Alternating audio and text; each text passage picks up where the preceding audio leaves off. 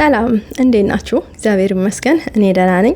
ዛሬ ተመልሼ መጥቻለሁ ማለት ነው። ተመልሼ የመጣሁትኝ መጨረሻ ላይ በሰራሁት ቪዲዮ እንደው ላለማጋነን ጥቂት የማይባሉ ሰዎች የራሳቸውን የህይወት ተሞክሮ ነግረውኛል ማለት ነው። ግማሾቹ ያው ሰዎች ቢማሩበት ብታወሪው ደስ ይለኛል ያሉ አሉ። ግማሾቹ ግን ለኔ ብቻ ነው የኔ ህይወት እንደዚህ ነው ብቻ ነው ያሉኝ ማለት ነው። ይሄንን ወደፊት አወራዋለሁ ማለት ነው። ሌሎቻችሁ የሚያስተምር ነው የተባሉትን ሰዎች እንዳጋራላችሁ የፈለጉትን ማለት ነው። እና በጣም ነው ላመሰግናችሁ ወደው ማለት ነው። የራሳችሁን አስተያየትም የራሳችሁን ተሞክሮ ስለነገራችሁኝና እውነትም ትዳር ያስፈራል፣ ትዳር እንደዚህ ነው እንዴ? ኧረ እንደዚህ አይነት ከሆነ ትዳርማ ይቅርብኝ፣ ወኔ ታድለው እንደዚህ አይነት ትዳርማ ካለ ደግሞ ትዳር ቢዝ የሚያስብሉ የተለያዩ ታሪኮችን ሰምቼበታለሁ ማለት ነው። እና የተረዳሁት ነገር ግን ትዳር ቀላል ነገር እንዳልሆነ ነው። ለምን መሰላችሁ? ለምሳሌ ብዙ እናያለን አይደል? በተለያዩ ፕሮግራሞች ላይ ሰዎች እየመጡ ስለ ትዳር ህይወታቸው ያወራሉ። ለምሳሌ 20-30 አመት እንዴት በትዳር እንደቆዩ ያወራሉ። የተፋቱ ሰዎች መተው ያወራሉ። ትዳር ላይ ያሉ ደግሞ ያው ወጣ ወረድ የበዛበት ትዳር ላይ ያሉ ሰዎች ብቻ ሁሉም ሰው እየመጣ ስለ ትዳር ያወራል ማለት ነው። እና እንዲያውም ብዙዎቻችን ምን እንላለን?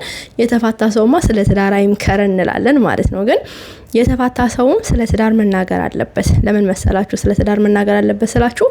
እኔ እስካሁን ከሰማዋቸው ካየኋቸው ታሪኮች ሁሉ አንድ ሰው ትዳሩን ስለፈታ ደስተኛ የሆነ ሰው አላየሁም። ወይ ትዳሬን እኮ መፍታቴ በጣም ደስተኛ ነኝ ያለኝ ሰው እኔ አልሰማውም እስካሁን። ግን ተጸጽተዋል። አሁን ያን ጊዜ እንደዚህ ያረኳቸው እንደዚህ ያላደረኳቸው ነገሮችን ትዳሩ ላይ ማለት ነው አሁን በዚህ እድሜ በዚህ ሰዓት በዚህ አስተሳሰብ ቢኖረኝ ኑሮ ይሄንን ትዳሬን አልፈታም ነበረ ብለው የራሳቸውን የህይወት ተሞክሮ ደግሞ ያካፍላሉ። ለምን ሌሎችም ያንን ስህተት እንዳይደግሙት ማለት ነው። ስለዚህ የሁሉም ሰው ምክር ያስፈልገናል ማለት ነው። ትዳራችን ያማረ እንዲሆን ምንፈልግ ከሆነ ከዛ ግን ያው ከሰዎች ሰው ከሰው ይማር ብልጥ ከሰው ሞኝ ከራሱ እንደሚባለው ማለት ነውና ብዙ አይነት ትዳሮች አሉ። ግን እኔ ልነግራችሁ የምፈልገው ምንድነው እንዳልኳችሁ እኔ ትዳርም የምንም አማካሪ አይደለም። ከሰማሁት አንፃር ነው ማወራችሁና ትዳር መከባበር ግድ ነው።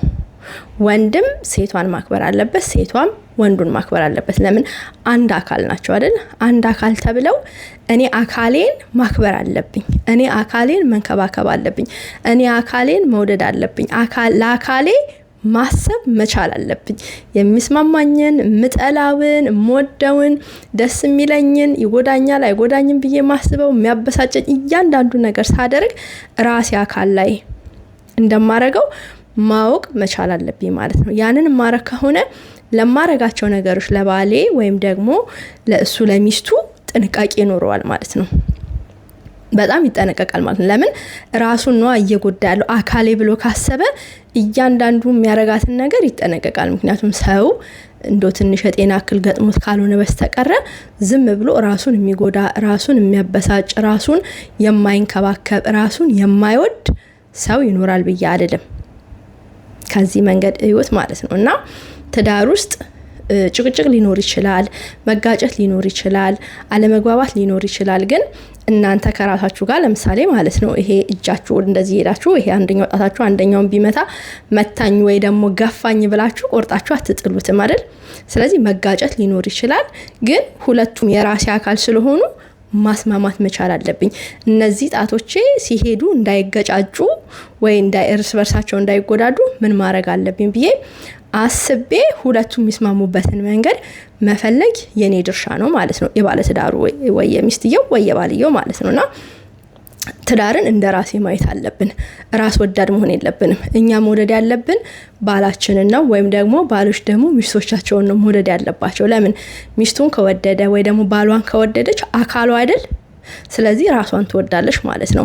አካሌ ነው ብዬ ካሰብኩኝ የማደርጋቸው ነገሮች በሙሉ የሚጠቅሙኝ እንጂ የሚጎዱኝ ነገሮች አይደሉም። የሚያስደስቱኝ እንጂ የሚያሳዝኑኝ ነገሮች አይደሉም ማለት ነው። ስለዚህ በመሃል እንዳልኳችሁ ያለ መግባባት ሊኖር ይችላል። ሁለት አካል ስለሆነን አንድ እየሆነን አይደል እንሄደው። ስለዚህ ይሄንን ጣታችንን እያግባባን መሄድ የኛ ግዴታ ነው ማለት ነውና ከዛ በተረፈ ጸሎት ዋነኛው በተረፈ ሳይሆን ይቅርታ ይስተካከልልኝ ጸሎት ወሳኝ ነው። ለምሳሌ አሁን በስራ ምክንያት በአንዳንድ ነገሮች ላይመቻች ይችላል። ለምሳሌ ባል አሁን ለምሳሌ በጠዋት ወጥቶ ማታ አምሽቶ ሊገባ ይችላል፣ ወይ ልጆች ሊኖሩ ይችላሉ። ኤኒዌይስ የማይሞላበት ህይወት ሊኖር ይችላል። ግን ሁለቱም እኮ ጸሎት ያደርጋሉ። ግን አንድ አይነት ሰዓት ግን ላይኖራቸው ይችላል የጸሎት ሰዓት። ያንን ማመቻቸት ረጅም ጸሎት ላያደርጉ ይችላሉ። ግን ቢያንስ በሳምንት 3 ቀንም ይሁን 2 ቀንም ይሁን 1 ቀንም ይሁን 4 ቀንም ይሁን ብቻ አመቻችታችሁ ከቤተሰቦቻችሁ ጋራ አንድ አይነት የጸሎት ክፍለ ጊዜ እንዲኖራችሁ ማድረግ፣ ወየማታውን ወየጧቱን ማለት ነው።